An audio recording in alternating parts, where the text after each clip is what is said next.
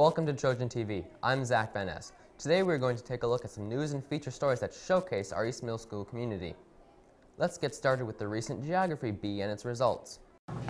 Disney's blockbuster movie Frozen is set in the fictional land of Arendelle, which was largely inspired by the country of Norway.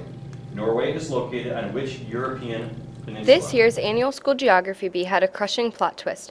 8th grader Matt Failer was taken down by classmate Cole Peterson. Well, on one hand I'm surprised and happy, and on the other I'm sort of not because he's my friend. Runner-up Matt Failer has been a school-wide geography bee champion since he was in 5th grade at Central Grade School.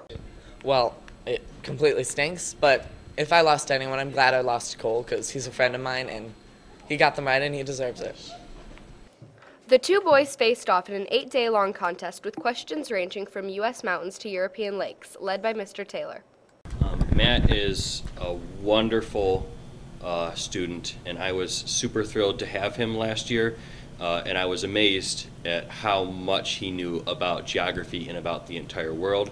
And sure, a lot of people just assumed he was going to win it, and I don't blame them because the kid is amazing when it comes to geography.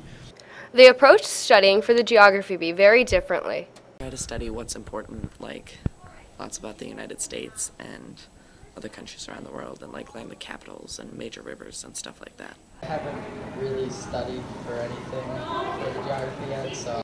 Next up, Cole hopes he will advance to the statewide contest. The testing for Cole is complete, but due to privacy reasons, the students don't know their actual scores. Oh, okay. He will be getting response shortly. Neither him nor I right now know if he is going on to the state competition, but he feels he did pretty well on his qualifying test to go to state. So we're going to cross our fingers and hope that he is selected. We should know within hopefully a few weeks here. Reporting for Trojan TV, this has been Liv Hale and Jake Spann. Nice job, guys. Back in December, many of you sold cookies to help raise funds for East Middle School sports and activities. Here's more on the story. The Cookie Dough Fundraiser was a major success, raising close to $9,000 for our school. The money is used for a mixture of things. It's called an activities fund. Having fundraisers is now necessary because of statewide budget cuts. Fundraisers are needed for a lot of reasons, and one of them is inequitable funding throughout the state. And so we are a high-achieving school district, and we want to have a lot of opportunities for our students in and outside of the classroom. And fundraising is needed in order to provide those opportunities for students. Last year, TCAPS lost $61,000 in budget cuts to the athletics program, and the money raised will help keep sports at East. It offsets some of the costs when we had to bring the LEAP program to athletics and middle school sports got cut 3 years ago. Haley Waluka sold 50 boxes of cookies to take the top prize. I was happy that I got told that I was the top seller out of the whole school. Top winner Haley Waluka says that you have to be committed to selling cookies, and this is how she sold so many boxes. I'm going door to door, family, friends, and a little help from my mom. This has been Zach Van Ness and Kaylin Wright reporting for Trojan TV. Great job, Haley. Well, we've seen some great things happen around East, but sometimes we have room for improvement. Take our bathrooms, for example. You may have noticed that they are locked most of the day. Here's Jake with more on the story. Bathroom vandalism is on the rise. As a result, bathrooms are being locked to prevent further damage. Well, over the first marking period, we've had a lot of problems with people taking wet paper towel or toilet paper and throwing it against the wall or ceiling. Once that dries, it's very, very difficult to remove. And then in addition to that, every once in a while, I'll have someone write something inappropriate on the bathroom wall, which also has to be cleaned. On days that the bathrooms are unlocked, the janitorial staff responds to 5 to 6 cases of vandalism per day.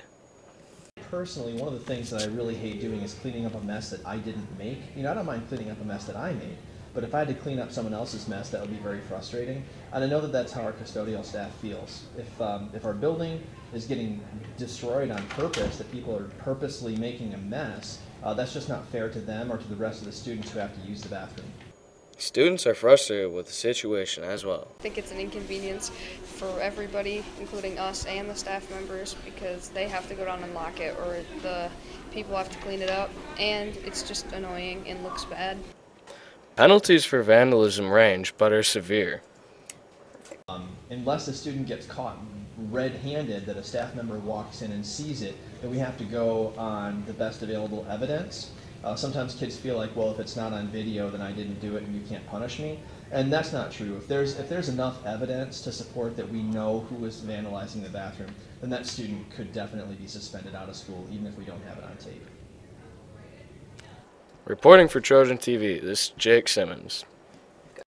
Thanks, Jake. Now we are on to a story that affects many of our East Middle School students, social media and cyberbullying. Here's Eleanor and Macy with this special report. When you hear the word bully, you probably think of someone shoving you into a locker or excluding you at lunch. However, over the past couple of years, cyberbullying has become a more common way to make people feel bad about themselves and is an increasing problem at East Middle School.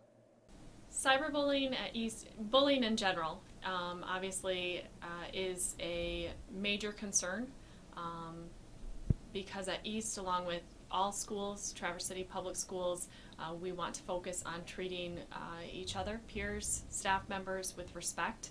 Cyberbullying brings a whole new element to the aspect of bullying in the fact that it doesn't just happen throughout the school day. Now students are going home to it.